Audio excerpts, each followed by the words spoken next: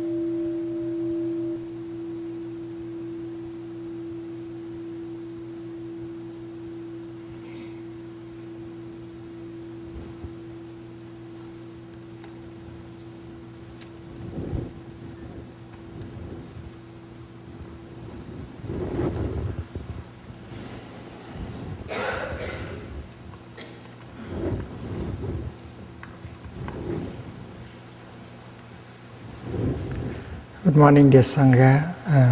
Today is February the 8th, 2004, and we are in the Deer Park Monastery during our winter retreat.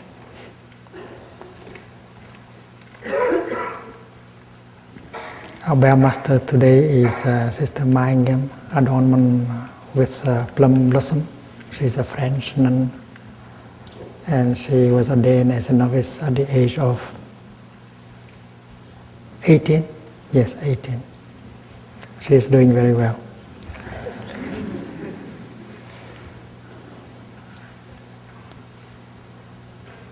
Thầy has received many letters from you, and there are letters expressing happiness and joy.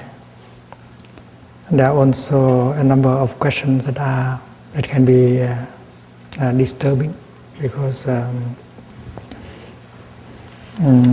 are situations that are difficult. We have to try to deal with it.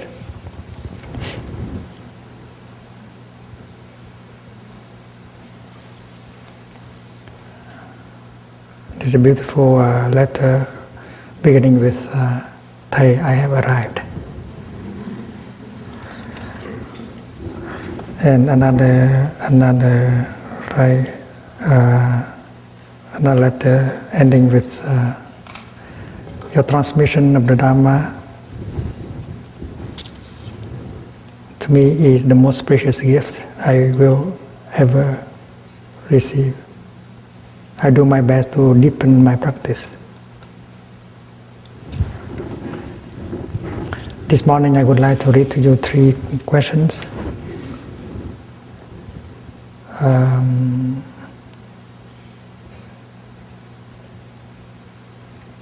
The first,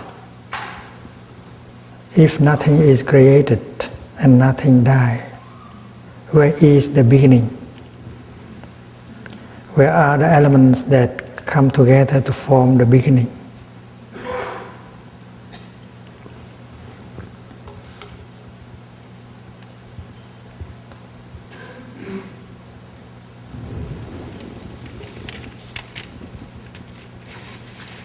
The fact is that we have been learning about the 16 exercises of mindful breathing offered by the Buddha.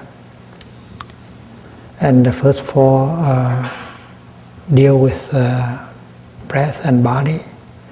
The second 4 deal with feelings. And the next 4 that we are going to learn is to deal with the mind, with all the mental formations. And the last 4 are to deal with our perception, an object of our perceptions. And this question is about perceptions, is about the object of our perception, the nature of reality, the nature of no birth, no death, no coming, no going, and so on. And there is a continuity in our teaching and practice. If you can only come on Sunday, you miss the talk on Wednesday morning. And that is why it would be good if you can get the tape of Wednesday morning in order to better understand the Dhamma talk of Sunday morning. There is a continuity in the teaching and in the practice.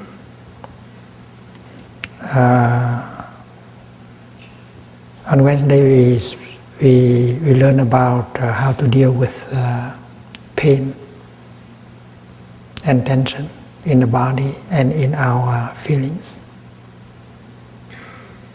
We learn about the second arrow. We learn about the practice of relaxation, not only for the body but also for the feelings. If we can relax our body, we can relax also our feelings. We call it embracing and bringing a relief to our feelings. Instead of trying to run away, we recognize our feeling. We embrace it tenderly. We allow it to calm down, exactly like we do with our body. And there are psychotherapists, there are doctors who need to know these techniques in order to help the patients.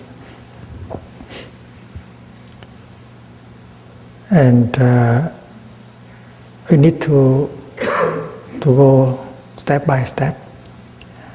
in order to arrive at the contemplation on the nature of reality.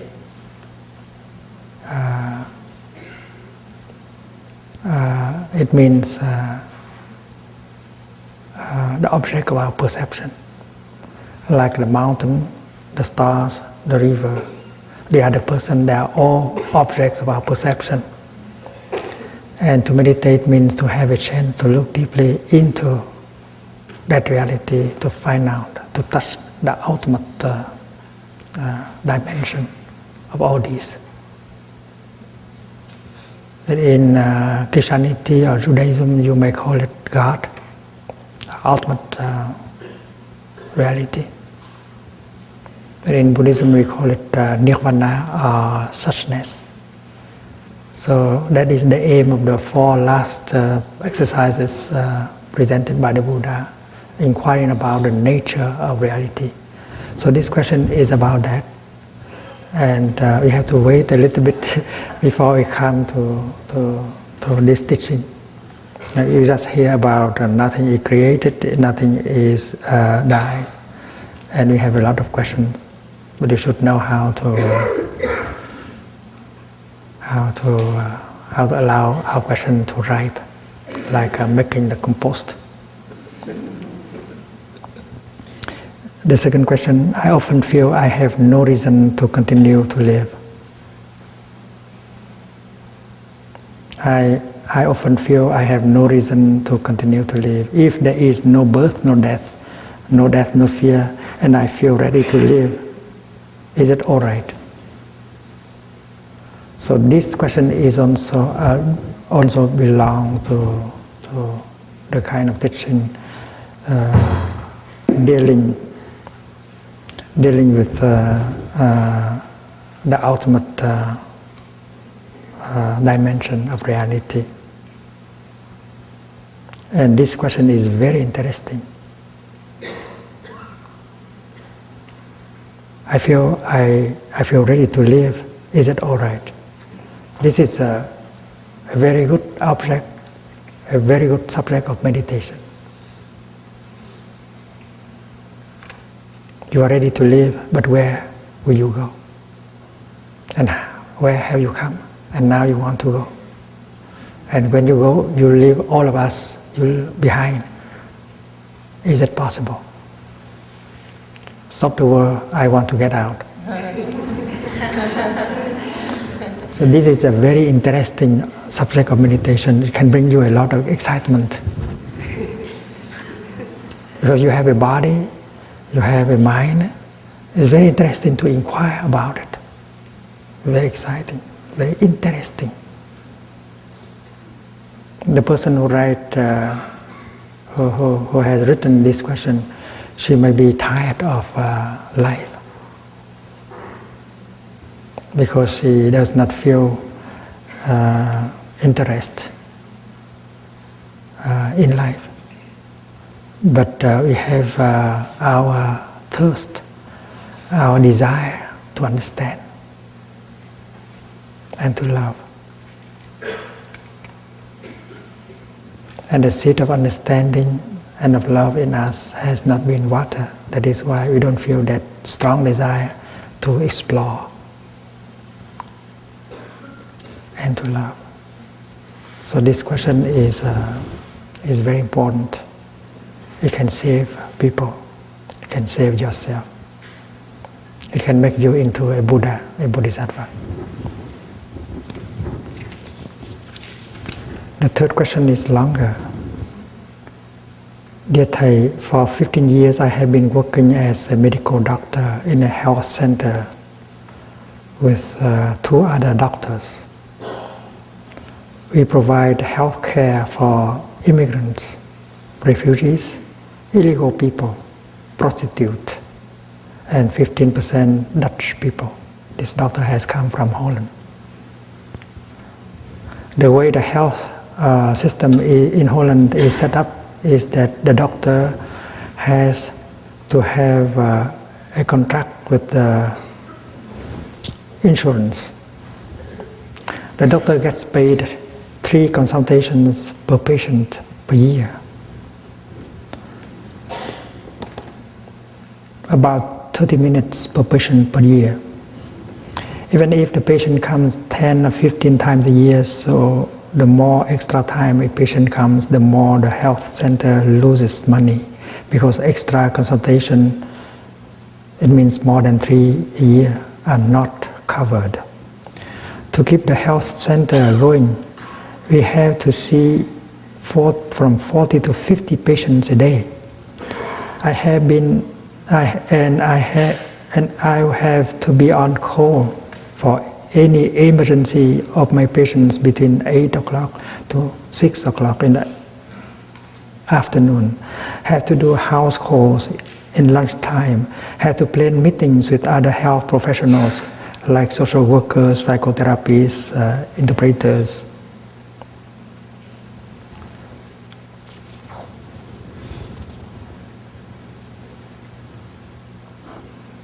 %10 of my patients come from Morocco and Turkey and do not speak enough Dutch to explain their problems in their lunch break, etc. My whole day is filled with consultation, meetings, house calls, etc. Our patients do not know much about healthy living, healthy eating, healthy relationships. Are poor people with lots of debt. If they have work, it's hard, unhealthy work, and they suffer a lot from overweight, high blood pressure, diabetes, chronic lung problems, chronic heart problems. They come on average 6 or 7 times a year to the health center, and we get paid only 3 times. So we always work too hard and go from financial crisis to financial crisis. We are politically active to change the system. But with any step forward, there seems to be another step backward. And now the economy in Holland is in a decline, so there is less money for health care centers. People suggested stopping to take 3 breaths when the telephone rings. The reality is that there are 5 telephone lines ringing all the time, and there is a backup of patients on call waiting. And people suggested, do not see more than 30 patients a day. Set a maximum. This is impossible. We have to see every patient that show up between 8 o'clock to 18 in the afternoon. If we refuse to see them, we are punishable by law. So after a day like this, I come home tired and stressed out. If I meditate, I either fall asleep or my mind goes over all the things I did in the day. So I have come to the Deer Park for 9 weeks to look deeply into my situation. Should I keep working at the health center if the situation is so difficult? If I leave, I do not know what will happen, because not many doctors will want to work that hard for so little money. So this center receive immigrants, refugees, illegal people without paper, prostitutes, and only 15% Dutch people.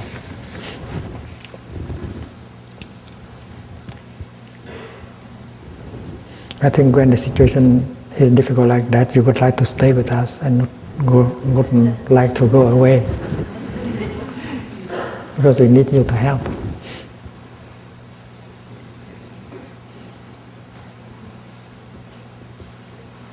That we have compassion, we have the willingness to help the poor, the destitute people,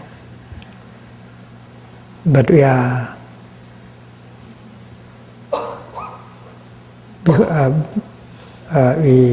on the process of burnout. We cannot continue like this. We have been advised to set a limit. We have been advised to practice mindful breathing, mindful smiling when the telephone rings.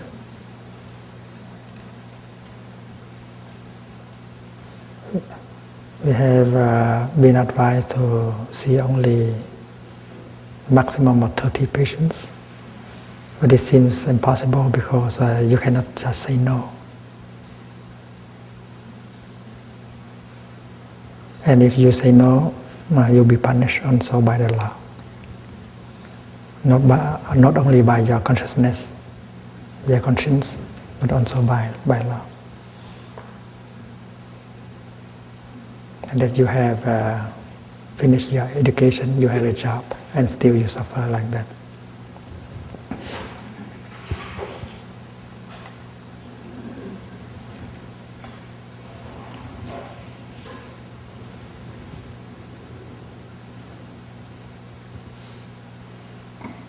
Last month we got a report from a friend from Washington DC telling us about the outcome of the retreat organized for members of the Congress in Washington DC. And he said that there is one congressman who practices walking meditation on Capitol Hill. He said he cannot survive without that. From his office to the place where he votes, he stopped all the thinking altogether and focused his attention on the path and on his breath. And he said that is the only time when he could practice. In his office, things go on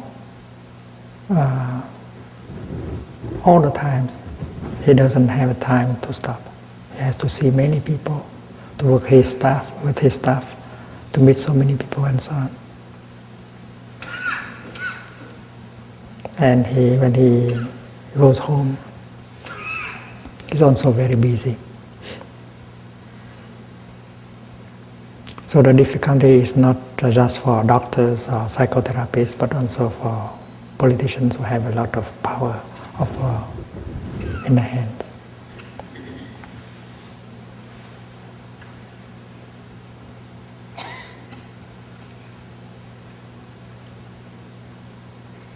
Members of the Congress who came to the talk and the retreat, they have benefited a lot, and many of them have put into practice what they have learned, and now they want a second retreat for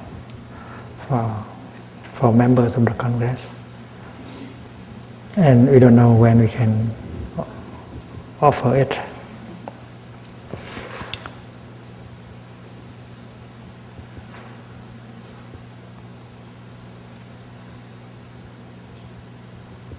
I think the first element of to the answer should be look for in our way of organizing our day.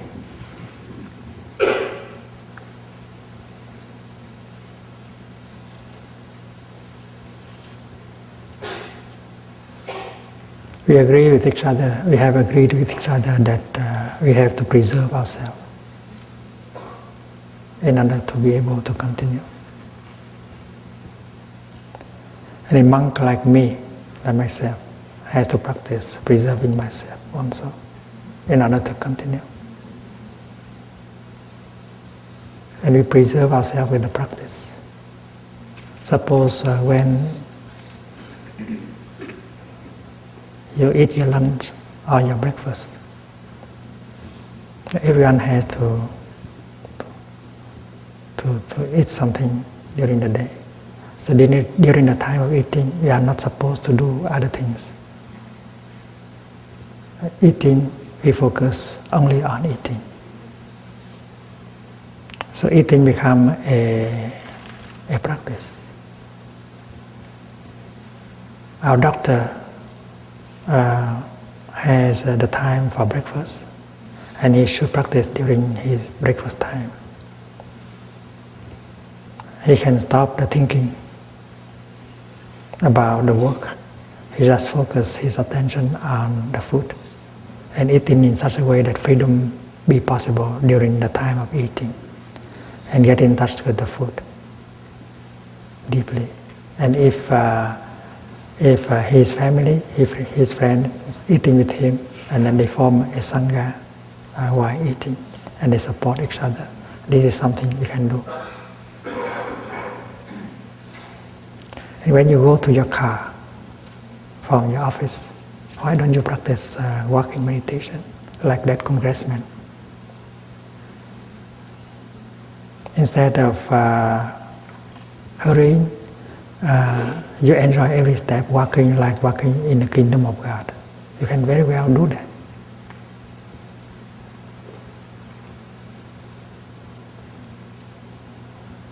And small things like that will make a big change.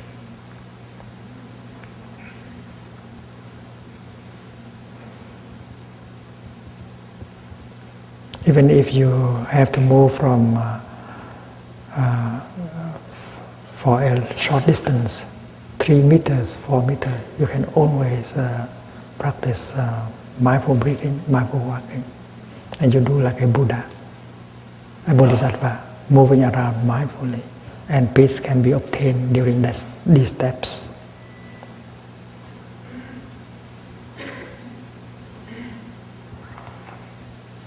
In the Deer Park Monastery, we go to the meditation hall by walking. We are allowed half an hour to go from the place where we live, where we sleep, to the meditation hall. That's a luxury. Half an hour to walk from your tent, from your dorm to the meditation hall. I think our organizing committee is very generous. They gave us half an hour to walk from the lower hamlet, the Clarity hamlet, to the... There are those of us who profit very well from the occasion, and they can enjoy every step and get completely released during the time of walking. Walking up to the meditation hall or walking down to the meditation hall. They walk like a Buddha. They can afford to walk like a Buddha because 30 minutes are given to them to do so. And yet, there are those of us who cannot walk like that, who do not know how to profit. And even if we see other people walking like a Buddha, we are not inspired to do like them, because there is a habit energy pushing us to do things quickly. Because walking fast and thinking, unable to stop, that is a habit. The energy of that habit has been transmitted by our parents, our ancestors. And that is why the practice of mindful breathing, mindful walking, in order to recognize the habit of energy of running, is very important. And the sight of a brother or a sister, whether monastic or lay, walking freely with joy, should be a bell of mindfulness for all of us. We should be able to walk like that, like Buddha. We have the feet, we have the Buddha feet that has been transmitted to us by Thai. You cannot say that, well, I don't have Buddha feet. You do. You have to use your Buddha feet and walk to be nice to Thai and to the Buddha and to yourself. And when it becomes a habit, you walk like that everywhere. I think it's wonderful that congressmen can practice walking meditation on Capitol Hill.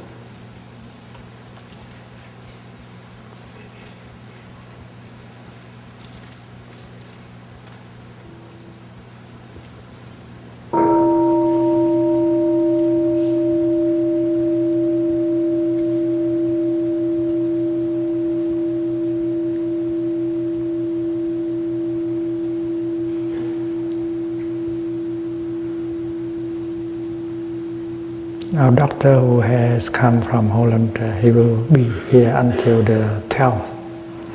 So he still have a number of days in order to work it out, to look deeply and to make, to see how he would practice when he go home there.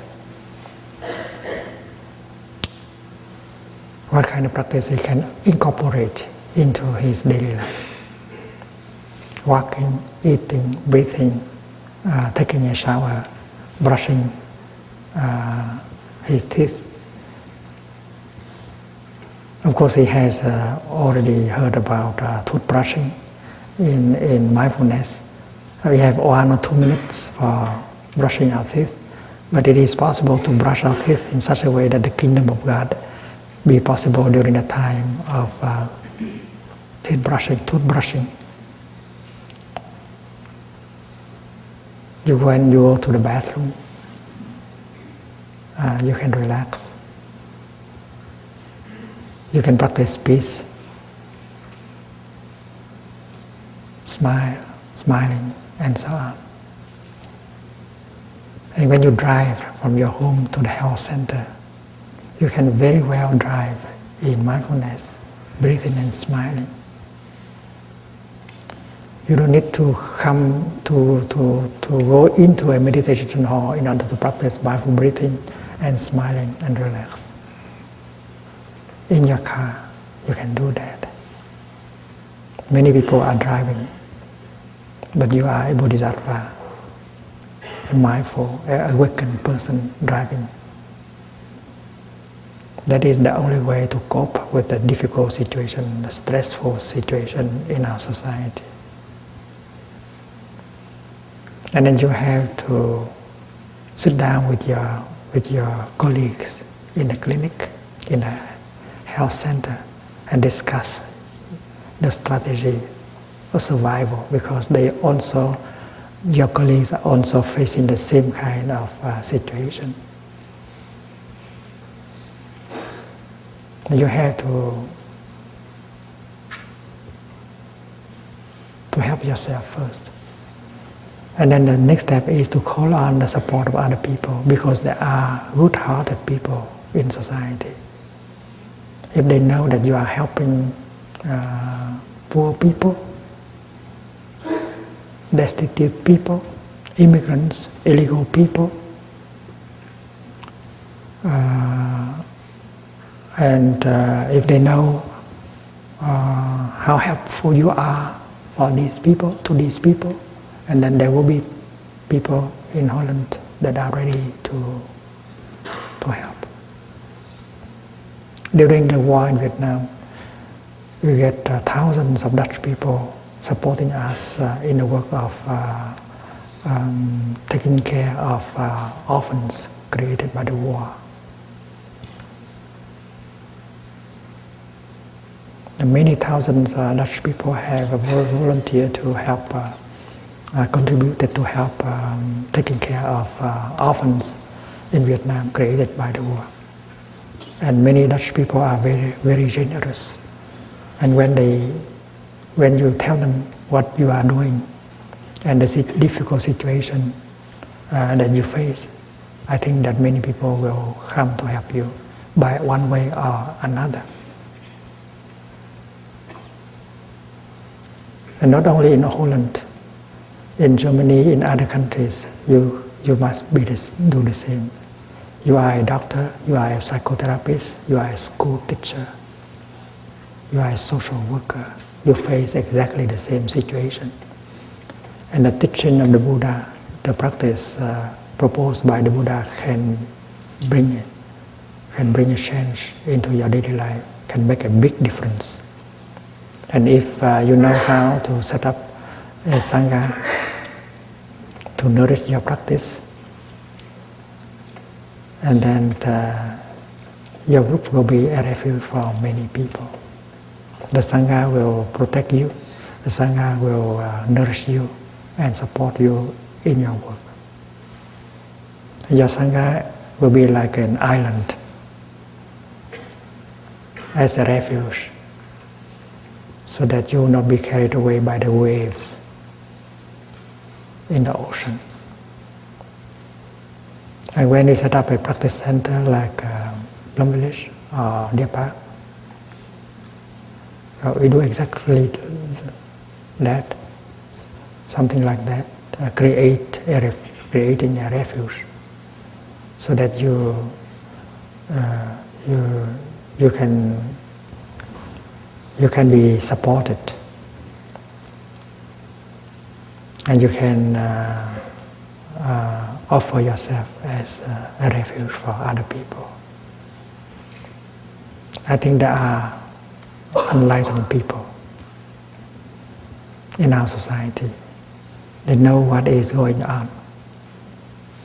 They know the suffering, the stressful situation of many people. They know the suffering of young people, children and adults. And if they are presented with a proposal that can help deal with the situation, they are ready to come and help you. So I hope that these words will bring you hope, and you go back to Holland with more energy and open up new doors for yourself, for your colleagues, and for your friends.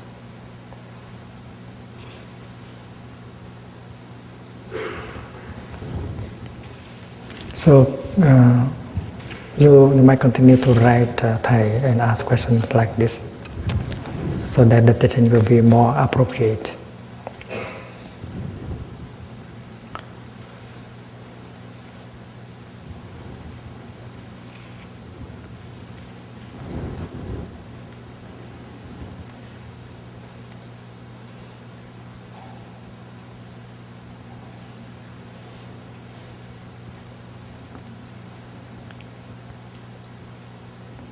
Last time we spoke about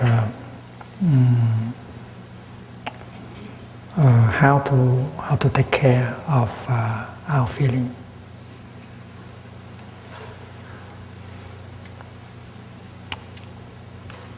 There are 4 exercises on the realm of feeling,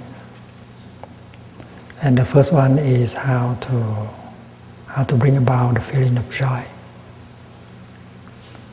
The second exercise is how to bring about the feeling of happiness.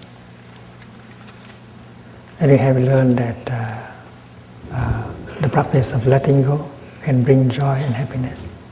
The practice of mindfulness can bring in joy and happiness. The practice of concentration can also bring a lot of joy and happiness. And if you continue, you can see that the practice of faith, of confidence, can bring a lot of happiness also. And the practice of diligence can bring a lot of happiness also.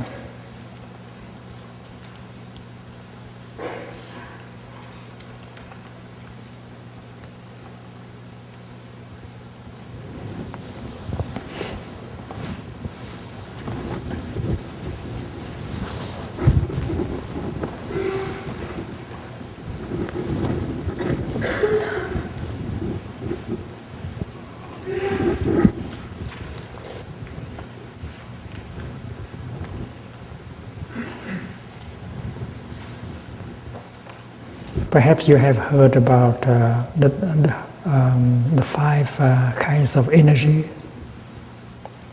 the 5 powers.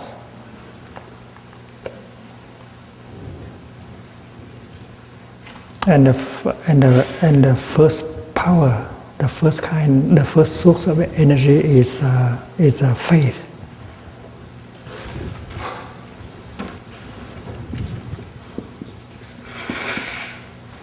But this is better translated as confidence and trust, as understood by the teaching of Patriarch Linchi. You who don't have enough confidence in yourself, the confidence that you have the capacity of becoming a Buddha, the capacity of transformation and healing, and you are seeking these things outside. You who do not have enough confidence in yourself.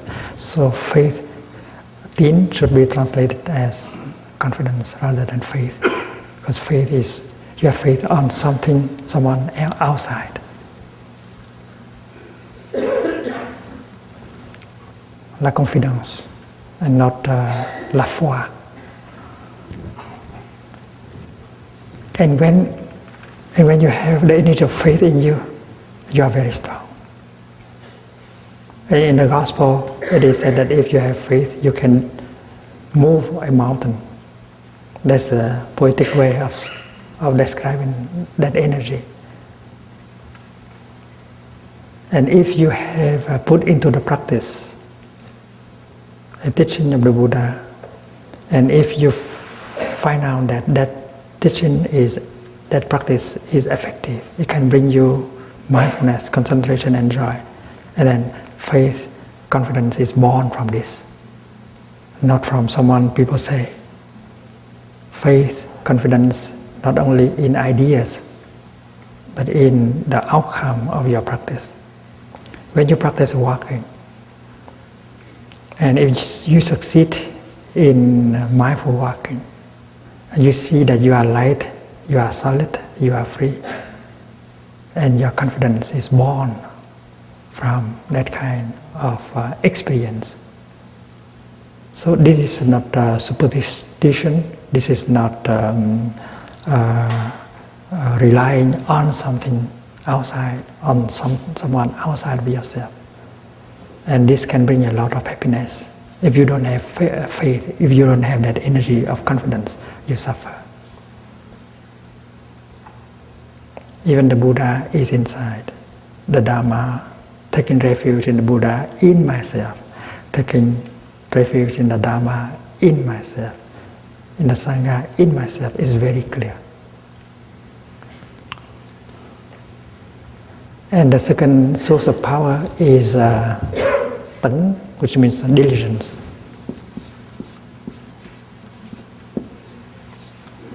Diligence. Your daily practice bring about transformation. Diligence in the teaching of the Buddha is very concrete. There are concrete things you do in your daily life. And if you do it every day, that is called diligence.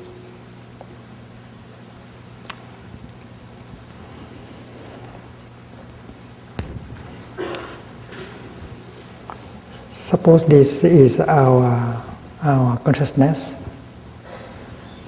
And this is the lower part of our consciousness called store consciousness.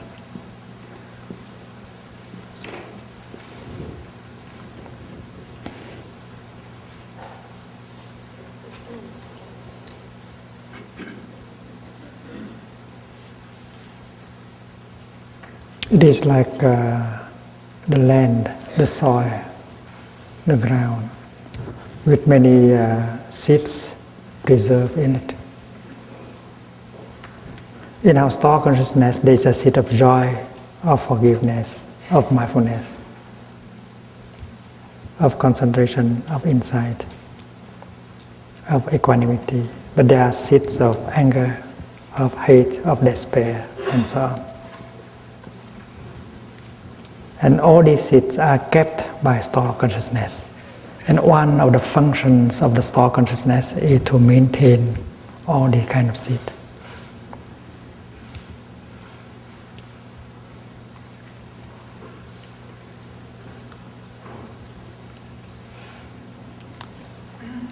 In the upper hamlet, we have the seeds of uragula in the ground. If you work the land and you water, that plant grow. And they are preserved by the seed. We also have the seed of understanding, compassion, forgiveness in us. We cannot say that I don't have these seeds in me. The seed of awakening, understanding, compassion are always in us. And they are part of the Buddha nature. Your Buddha nature is innate. The problem is how to help this seed to manifest. And you need the practice of watering. You water not the negative seeds, like the seed of anger or confusion, but you water the seed of mindfulness, concentration, compassion, and so on. And every time a seed is watered, it manifests itself on the upper level of consciousness called mind consciousness.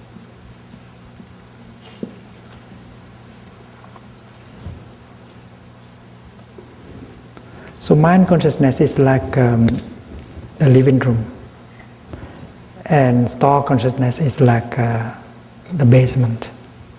There are things you don't like to be in the living room, so you put them all in your store consciousness, in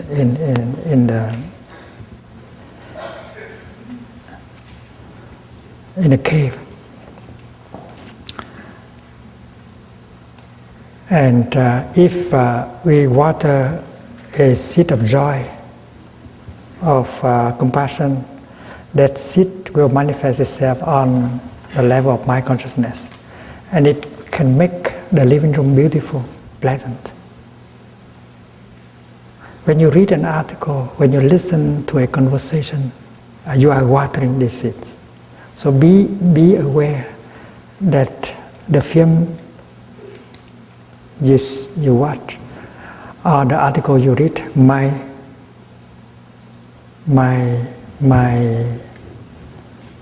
touch, trigger the seed of violence, the seed of despair, and they will manifest here. And diligence here means the practice of selective watering.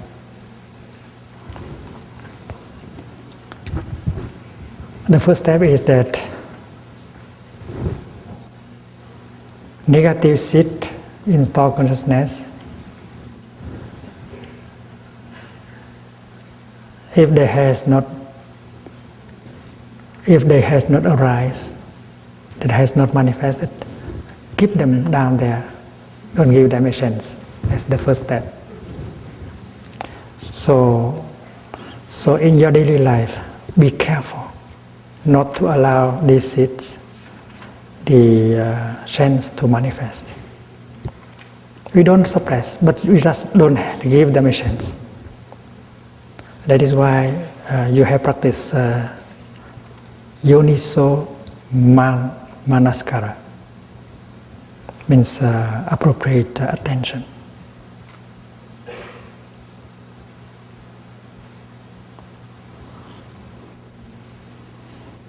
Manaskara means attention.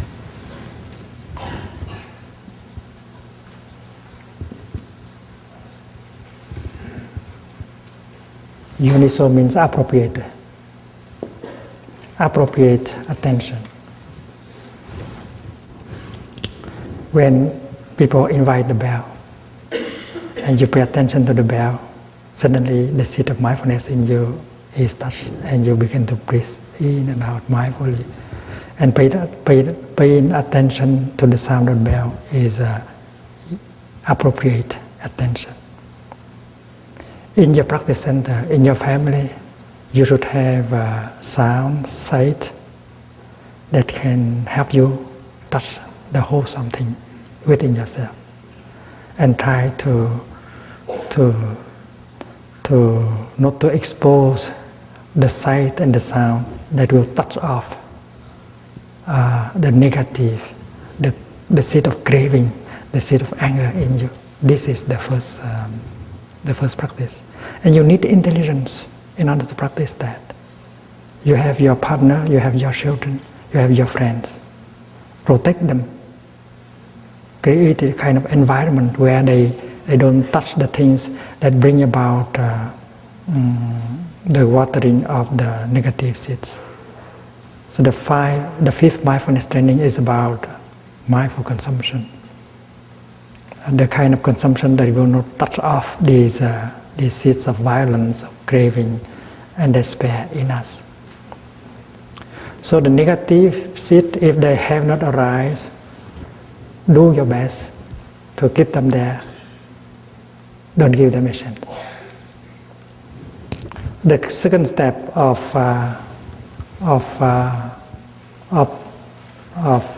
diligence is that if it happens that it has been touched and it has manifested, the negative one, then with intelligence, help them to go home to this place. And there are many ways you can do that.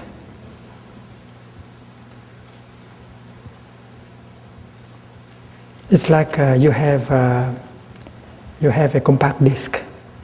You have taken the wrong compact disc, and when you play, well, it's not pleasant.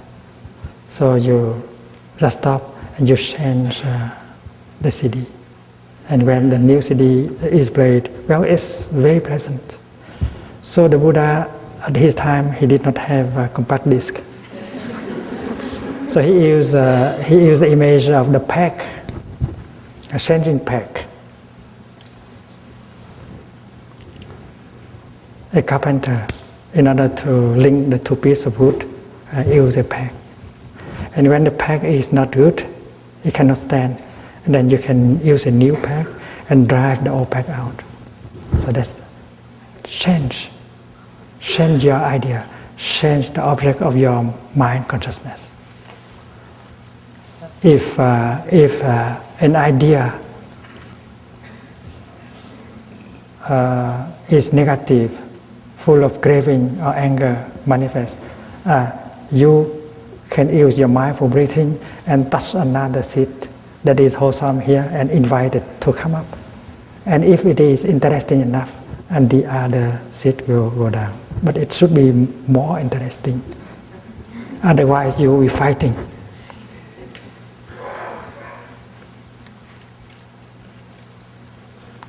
So with skillfulness, with intelligence, we practice the second step in order to change the situation, helping the negative thing to go down here and helping the positive thing to come up. And when the positive things are up here, the living room is occupied, and no chance for the other guests to come. That is about the negative seed. Now we come to the third, which is a positive seeds.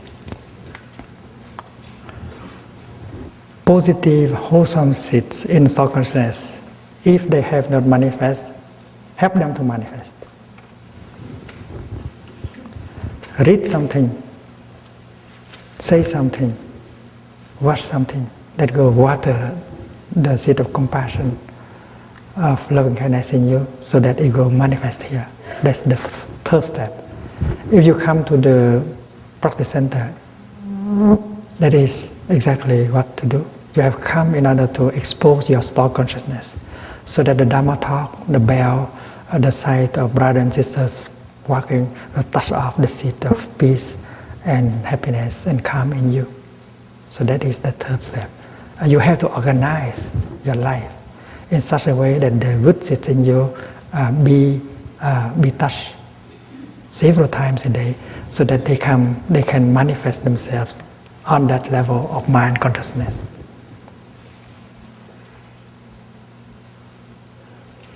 And that can be done very quickly. You invite a wonderful guest to be in the living room. They will change the whole situation. And the fourth step is when the good mental formation has already manifest, try to keep them as long as possible in your living room. It's so pleasant to have a friend, a good friend, sitting in the living room. if there is a rain, and then you say that my dear friend, it's raining outside, so stay and have another cup of tea. You try to persuade your good friend to stay as long as possible, because according to Buddhist psychology, the longer the mental formation stay here, the stronger it will grow at the base. This applies to the positive as well as the negative. If you entertain craving here for 5 minutes, and the seed of craving here have 5 minutes in order to grow, dangerous. That is why you are advised by the Buddha to help this to go home as soon as possible, and to invite the good thing to come up. And when the good thing has come up, try to preserve them here as long as possible, because during the time it continue to be here, its base down there will be strengthened. So the practice is very clear, very precise. And when you use your intelligence, your skillfulness to organize your practice, this is called true diligence. And true diligence can bring a lot of joy, a lot of happiness to you and to your beloved one.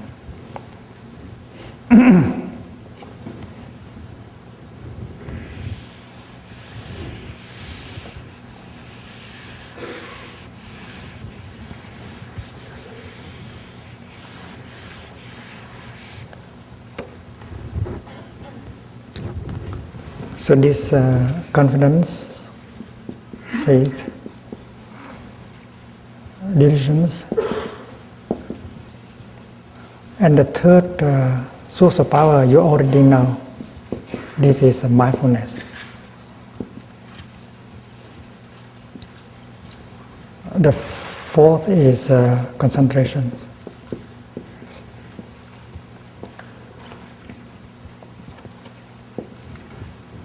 And the fifth is insight.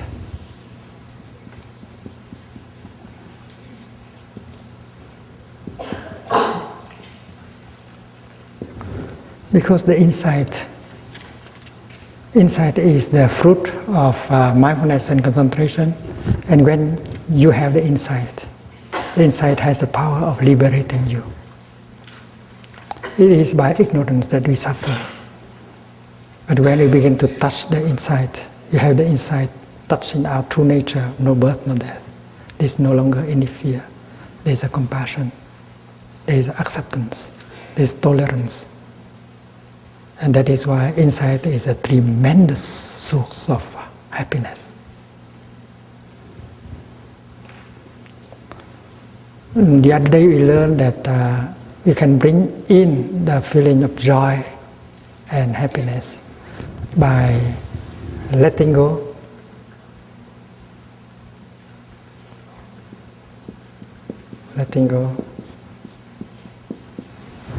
and then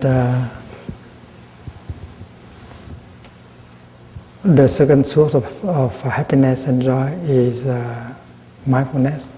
The third is concentration. And today we add three others: faith, diligence, and insight.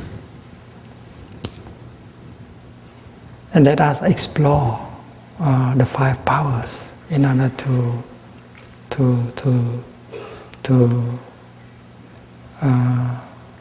create the source, the foundation for happiness. And happiness is not made of the five kind of craving, like wealth, fame, power, sex, and so on. It is made with the practice of the five powers.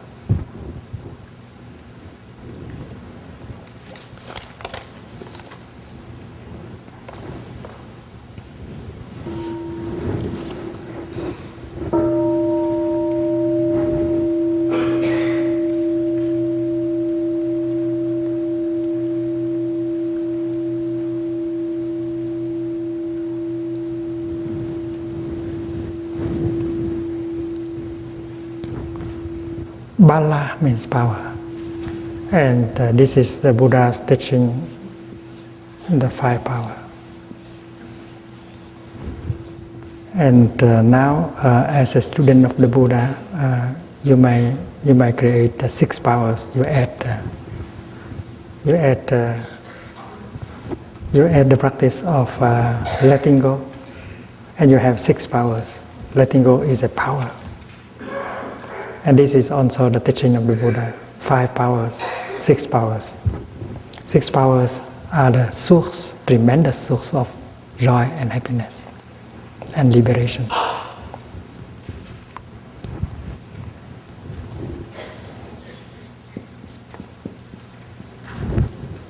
Made in Deer Park, 6 powers.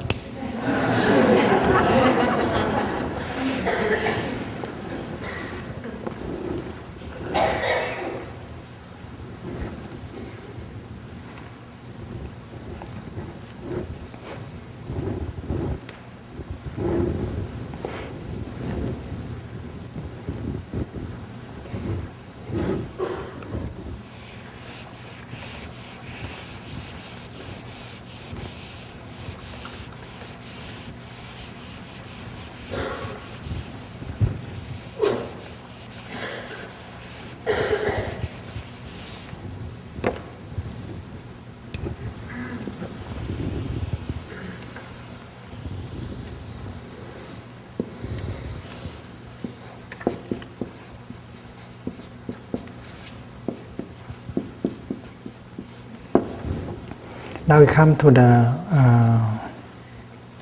7th exercise of the Buddha, recognizing the mental formation, the feeling that is painful, the kind of feeling or emotions. That feeling, that emotion is based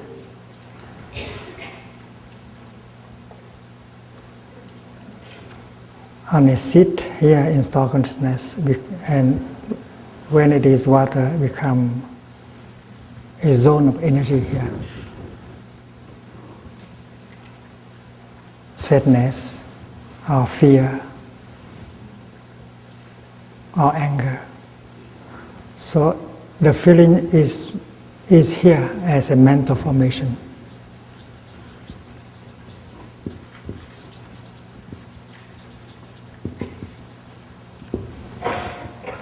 And when it is here, it is called a seed.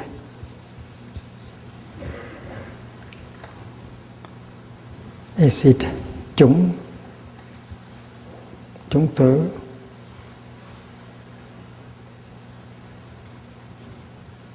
Bija, Sanskrit. Mental formation is tâm hành. It's a chitta samskara.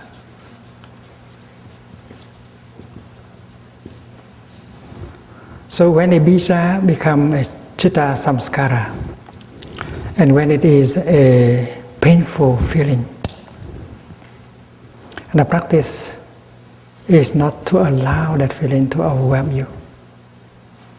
A good practitioner would know what to do and what not to do when a painful feeling manifests itself. She is familiar with the practice of mindful breathing, mindful walking. The moment when the painful feeling arises, she comes home to her feeling, to her mindful breathing, and thus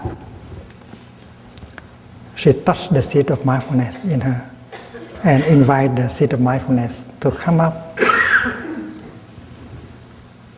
and to recognize the feeling. The painful feeling is a zone of energy here. We can call it energy number 1. Energy 1. And mindfulness generated by the practice of mindful breathing, mindful walking, can also call energy, a zone of energy created in mind consciousness, energy 2. And energy 2 is to recognize energy 1.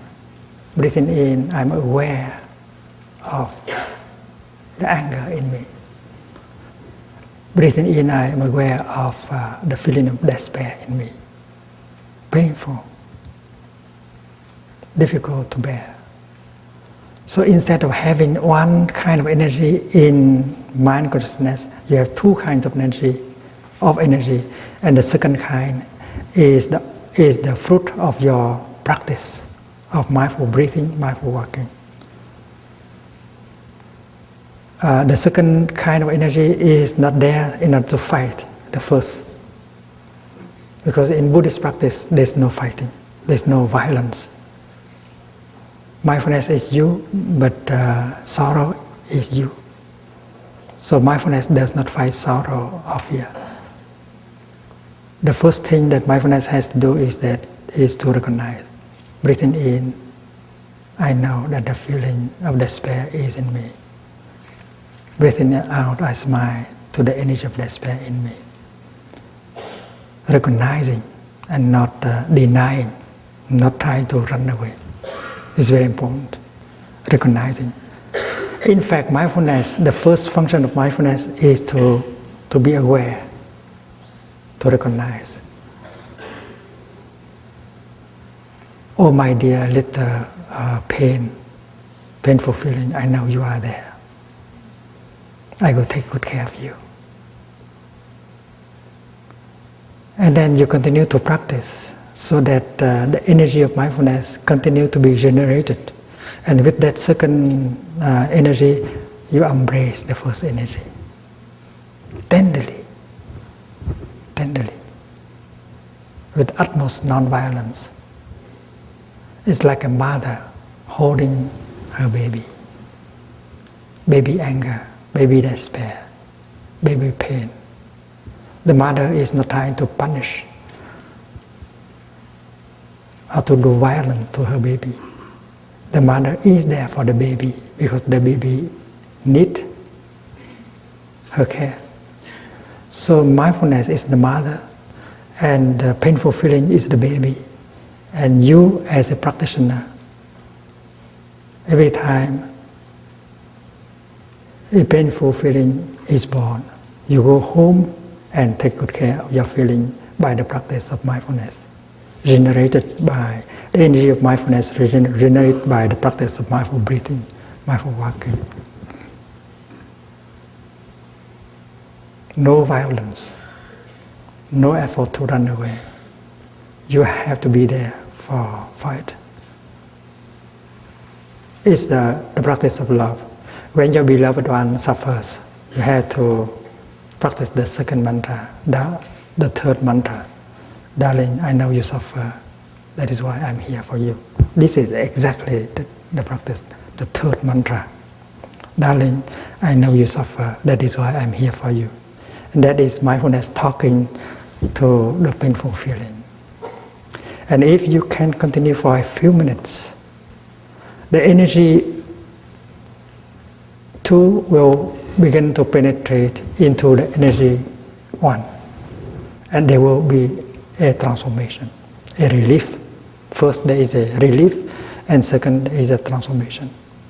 It's like a lotus flower in the morning. In the very early morning, it's still like this. But if the sunshine continues to shine on it, and then a few hours later, the lotus will open to the sunshine. And that is the energy of the sunshine penetrating. So the energy of mindfulness does not attack the energy of anger or fear, but it embraces it and begins to penetrate into it, neutralize it, and then you get a relief. And with the element of looking deeply, vipassana, there will be deep understanding of the nature of the feeling. And you can liberate and transform it completely. But the first step is to recognize. The second step is to embrace. The third step is to bring a relief. And only with the fourth step, with deep looking, you can bring the insight in order to transform entirely the feeling.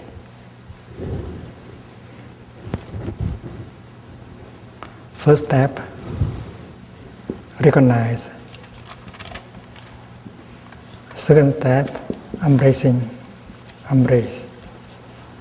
Third, bringing a relief. Fourth, transformation.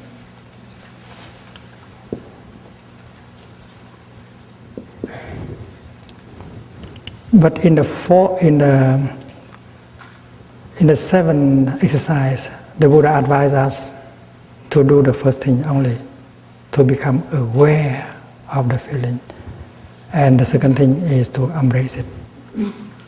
Because the work of transformation needs some practice of looking deeply that will be offered in the practice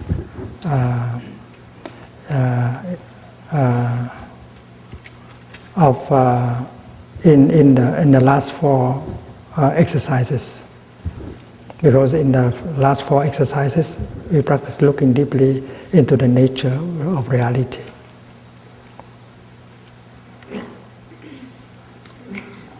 If you have a copy of the book, The Path of Emancipation, and you can use that text, that book,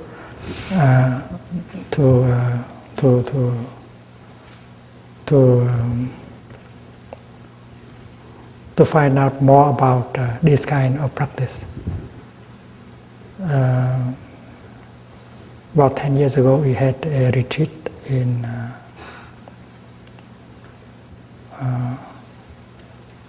I think Burlington, in the state of Vermont, and we had 21 days in order to study the sutra on mindful breathing, the 16 exercises, and all the Dhamma talks have been transcribed and made into a book called The Path of Emancipation. So you may like to use that book as materials to help you understand better this teaching.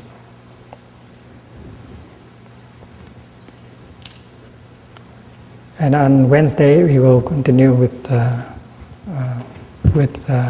practice how to take care of the pain, the sorrow in us, and how to help transform them.